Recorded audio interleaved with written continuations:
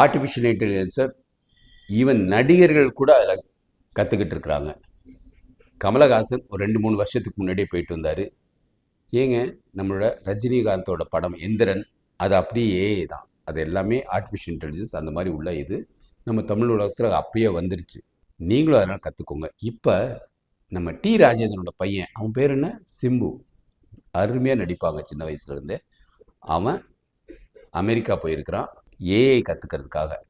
AI வந்து எதுக்கெல்லாம் பயன்படுத்தலான்ட்டு அவன் ஒரு அறிக்கை கொடுத்தான்னு வச்சுக்கோங்க, உங்களை மாதிரி இருக்க இளைஞர்களுக்கு அது பெரிய உற்சாகமாக இருக்கும். ஏஐ அடுத்து உலகத்தோட ராஜாவாக இருக்க போகுது. அதனால் ஏஐ தான் நமக்கு எல்லாருக்கும் முக்கியம். ஏஐ இருந்துச்சுன்னா நீங்கள் வைரமுத்தோட பெட்டராக பாட்டு எழுதலாம்.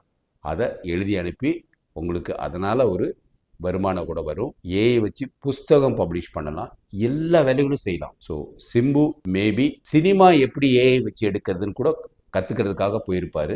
அவர் வந்த பிறகுதான் தெரியும். அவர் போன மாதிரி நீங்களும் ஏஐக்காக உங்கள் டைமை நல்லா ஸ்பெண்ட் பண்ணுங்கள். இந்த எலெக்ஷன், இந்த 2026 எலெக்ஷனில் ஏஐ பல வேலைகள் செஞ்சிட்ருக்கு. அது எதுன்ட்டு அதில் எது பிடிச்சதுன்னு பார்த்து அதை இந்த வாட்ஸ்அப் நம்பருக்கு ஷேர் பண்ணுங்கள்.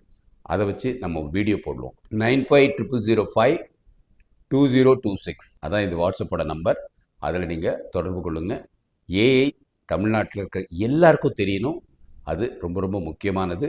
சிம்பு வர வரைக்கும் நம்ம காத்திருக்க வேண்டாம். நம்ம இன்றைக்கே ஆரம்பிப்போம். ஏஐயில் ஒரு போட்டி வைக்க வேண்டியது இருக்கும். அதுவும் என்ன போட்டி வைக்கலாங்கிறது அதுவும் நீங்கள் பதிவு போடுங்க. வாழ்க பாரதம், வளர்க தமிழ், ஒளிரட்டும் தமிழகம்.